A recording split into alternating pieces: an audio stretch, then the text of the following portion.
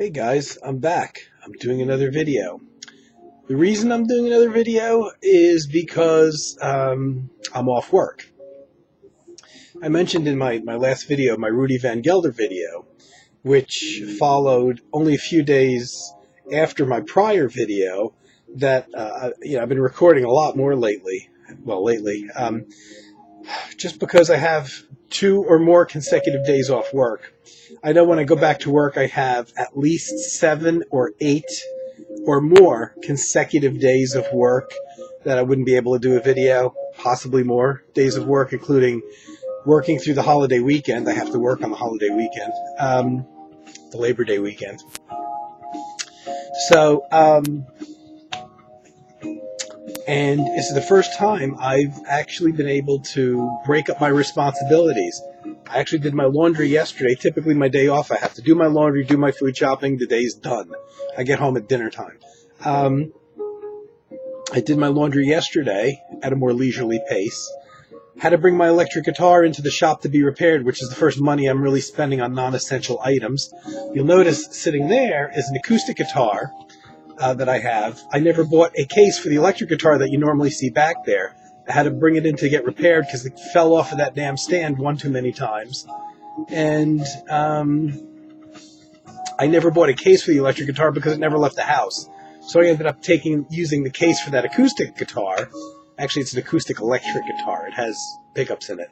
And bringing it over to the shop in that. So now the acoustic guitar is out in its place. If you notice, below the acoustic guitar is a boombox. If you can see the little light on the front panel there. One thing that really discourages me in my videos is the horrible sound quality of the background music. Part of the problem, I realize, is the lousy microphone I'm using. But the funny thing is, the music that I play comes from my component stereo system.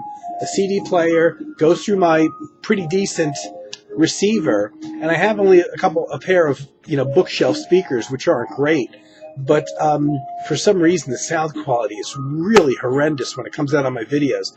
I'm playing albums that I know what I'm playing. I can't even recognize the music, and sometimes I'll watch back my video and I'm like, geez, I can never tell what album that is. So I opted to go even more low tech than a pair of bookshelf speakers with a really good stereo system. And that's bring my boombox that I have in the kitchen that I normally, it's got a CD player in there. It plays MP3 CDs, which is really good. And, when I listen to the radio, it's pretty much NPR, which is the only station I can get around here that's worth a damn. But I've been bringing my little laptop, cheapo Chromebook in the kitchen to listen to, to play YouTube videos mostly lately. So the radio doesn't get that many plays. So I'm trying an experiment here with seeing if maybe the music in the background comes across a little better. Maybe it's solely because of the lack of bass. The bookshelf speakers that I use in my, when I normally play music in the background, a pretty decent bass on them. And I think that's what's mucking up the sound. I don't know. So hopefully the background music is a little better, though. I watch Chris Cole's videos and Carm's videos and Jeff Vinylspin's videos. Everybody's videos, the music sounds really good in the background, and I can't get that. So I was, just prior to hearing about Rudy Van Gelder's passing away, my neighbor, Rudy Van Gelder, my neighbor in the next town, the great record engineer. Bobby Hutcherson passed away, a week, maybe even less than a week prior. And for once, I happened to be driving around in my car, not listening to a CD, but listening to WKCR, a New York radio station affiliated with Columbia University. The non-commercial station plays nothing but really creative music. It plays opera, classical, jazz, all kinds of avant-garde music. It's a great station that you can go online, WKCR.org, O-R-G, and you can actually look at their playlist. They have, there's a guy, Phil Schaap, who does a jazz show weekly, who's done it for 30 years or more. And if you recognize the name, Phil Schaap's kind of like a jazz historian. And when they reissue specifically jazz albums, in a lot of cases, they get him to write the liner notes about the historical importance of the particular sessions that made up that album. So if the name sounds familiar, it may be from reading liner notes, because Phil Schaap is just an incredible wealth of knowledge about these sessions, not just the very specifics of the particular sessions, but the musicians' lives as well. But the amount of knowledge he has is incredible. So he's often hit up by the quality labels to write liner notes for reissues of jazz sessions. In many cases, all the people I played on them have passed away. So Phil Schaap has a show on there, and I put on KCR hoping to hear Phil, and I heard when I first turned it on, I heard this like Latin jazz thing with a lot of marimba in it. And I thought, oh man, that sounds like Cal Tjader. Really good album.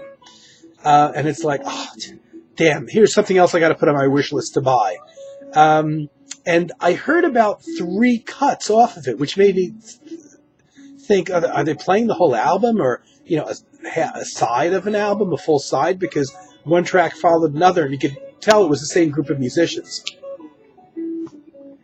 And what was playing, oddly enough, I found out when the DJ finally came on, was a Bobby Hutcherson album, not Cal Tjader.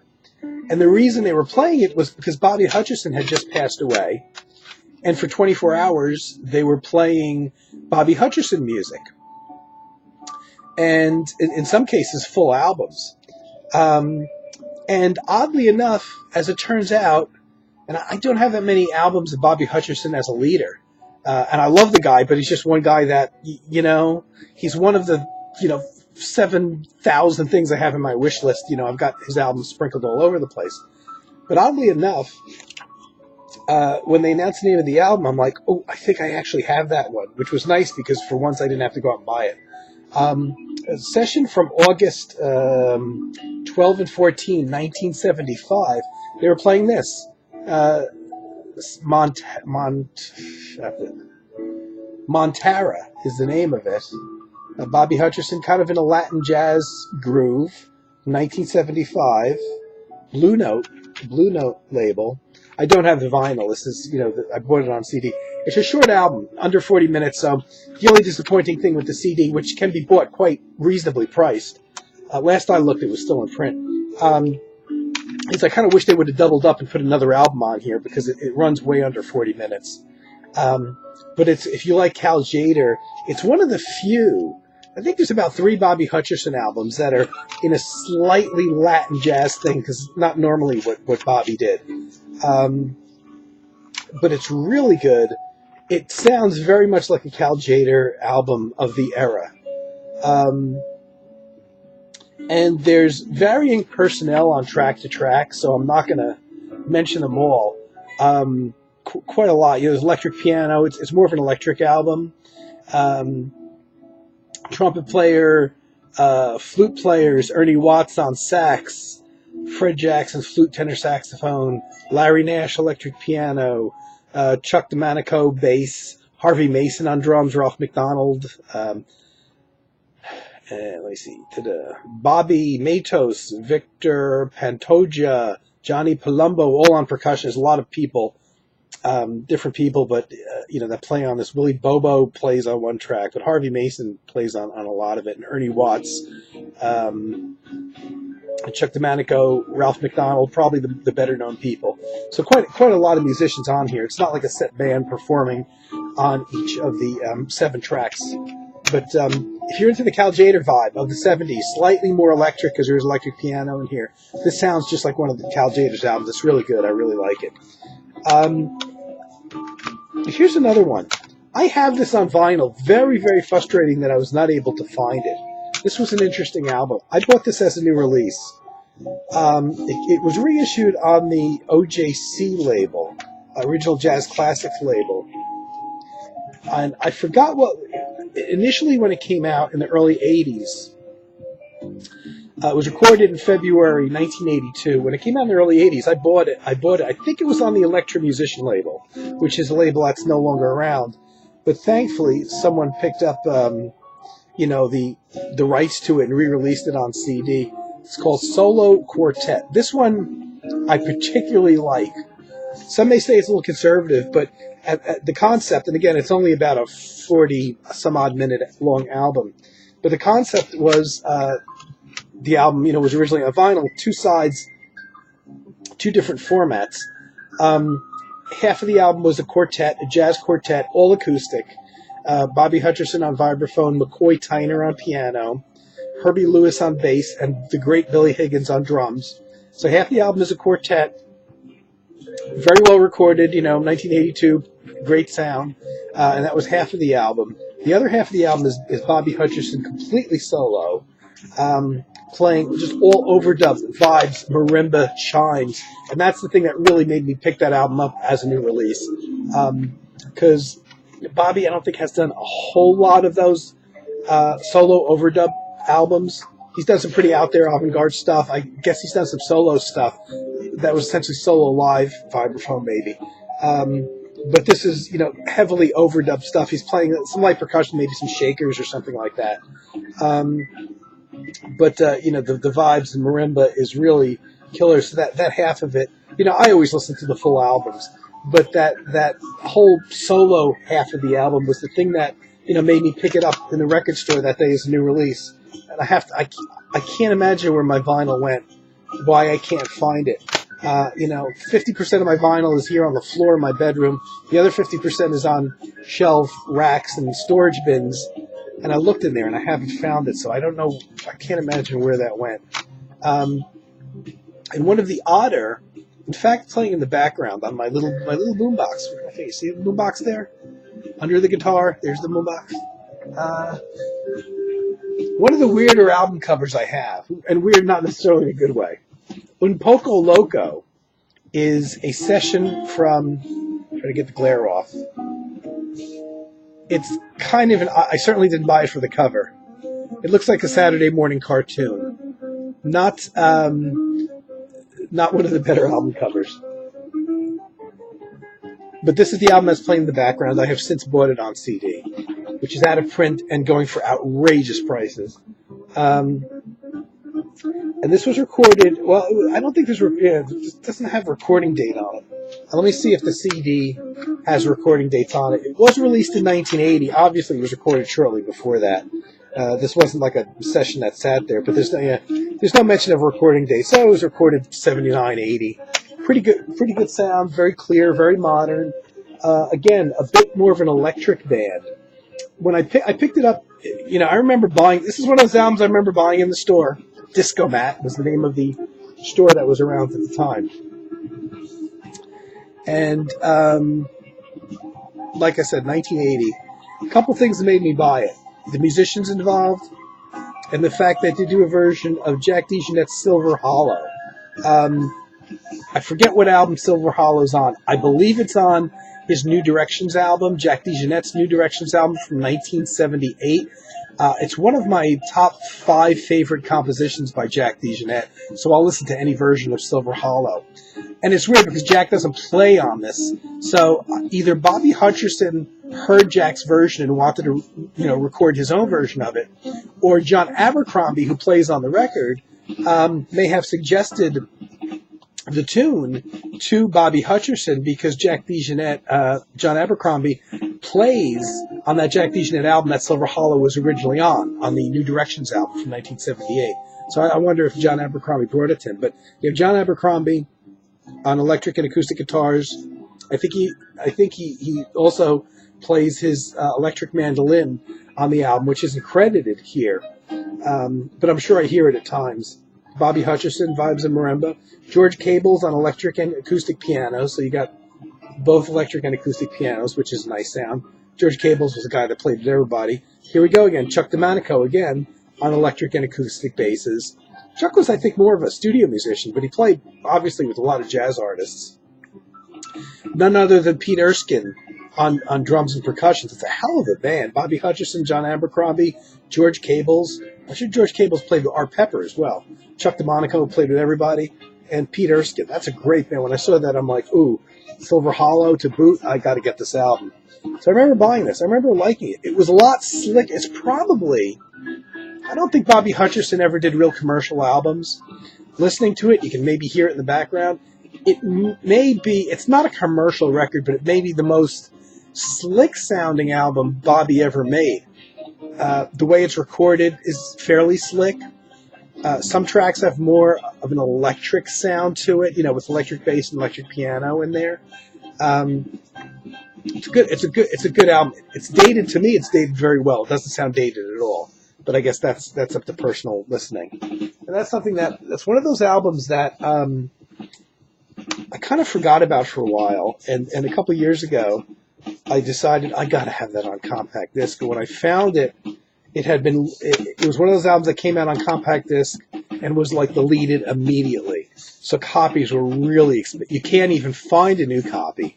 I hate buying used CDs, but it's one of the few that I ended up buying used. And I really lucked out because the used copy I got was in really good condition. Excellent condition, as a matter of fact.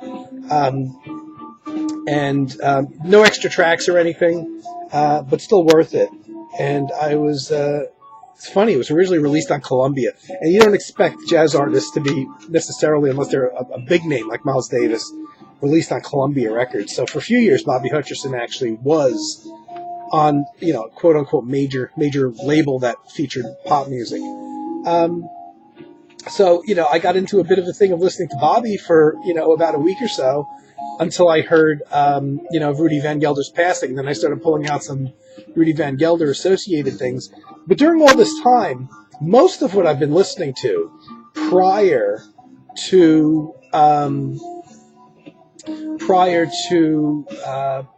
Bobby Hutcherson, hearing about Bobby Hutcherson, was the VCLT stuff that I got. I've been listening to a combination of a lot of that. And I may have mentioned this in my summertime video. I have seasonal music that I listen to a lot, specific albums and specific types of music. And it seems when the summertime comes and the warm weather comes, I listen to more acoustic music than electric music. It's the one time a year I listen to a ton of, I pull out more of my classical discs, traditional classical, orchestral, or whatever type of music, acoustic music, in the summertime. So I've been pulling out those. Colin had sent me a Beethoven CD, which I've been listening to a lot. I've been going into my own classical music archives and pulling a lot of classical music out, things I haven't heard for years, especially things I'm not overly familiar with, including some classical guitar CDs that are not reinterpretations of Bach and things like that, but rather unknown, like Ponce, the composer that I did a video on a while back. So my interest for some, it's this cyclic thing. It's probably in my head, but it's almost like it's an organic part of me. When, the weather gets cold, I'm listening to a lot of electronic music. When the album gets warm in the summertime, there's certain artists like the Yellow Jackets, when the summer starts, I listen to a lot. It's really weird how this happens. This is a time of year that I listen to more classical music. And when I listen to jazz, it turns out to be more of the acoustic stuff. And that's, unless an event happens like Bobby Hutcherson dies and I just pull down my Bobby Hutcherson stuff, or, Rudy Van Gelder and I'm pulling down his various sessions, that kind of thing. But I did notice that, my mind has been desiring to hear, classical things and things that don't get as many plays the rest of the year. I forgot to pull down one of the things I've been listening to, too. But anyway. So, and also sometimes somebody's comments spur me on to listen to something different. And somebody who's has been leaving comments on my videos that is not quite as familiar with ECM as probably most of the people that watch my videos. I was talking about going to vinyl shops, because he's a vinyl junkie, and seeing, what ECM albums are out there, and asked me to either make recommendations or saw certain ECM albums and said, what do you think of this ECM album or whatever. So he's kind of really delving into the deeper catalog of ECM. And I started talking about my general favorites. Well, I like this one, I like that one. And just from that conversation, it started making me pull out some of these albums to listen to. These things I've shown before, but just in the context of this is what I've listened to in recent days, and got the vibe for and have wanted to listen to things that, all-time favorite albums. And once again, these are my favorite contexts, all solo albums. I've actually also been listening to Terry Riley, some solo stuff, but I'm going to save that for another video because I didn't pull down the box set I wanted to show. But here's one that I mentioned to this guy when I'm talking about ECM albums. Got to get John Abercrombie's Characters. This is John's only all-solo album of just him playing. I think it's got some of his best compositions on it. It also has more acoustic guitar in it than on any other John Abercrombie recording. I just realized that in recent years, after going back through his catalog, even up to current times, and realizing how much acoustic guitar is on here. And so this isn't an acoustic album. There's his electric mandolin, his electric guitar is on here. But the basis for this album, there's actually more acoustic guitar than anything else on this. A lot of overdub guitars on here, which I love. So this is an all-time favorite, but again, it got another spin because of this conversation I'm having with this guy asking me about, ECM albums. And as a result, here's another one. It's already got a summer theme, I guess. Bill Connor, Swimming with a Hole in My Body. So I guess that whole swimming concept obviously makes me think of summer. This always gets played in summertime. And for a couple of reasons, because the title about swimming has that summertime affiliation. But also, this is all acoustic and nylon string guitars.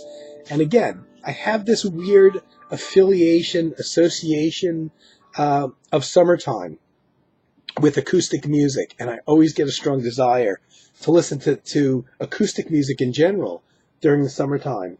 And this is one that always gets pulled out and played, especially the longer tracks on this one. Side 2 has a 10-minute and 45-second track and a 7.5-minute track. Especially those longer tracks when you really get to just sit and just envelop yourself in the music.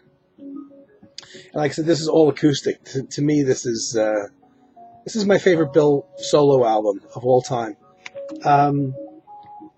And I love it, and it's got that summertime association. It's got the acoustic thing.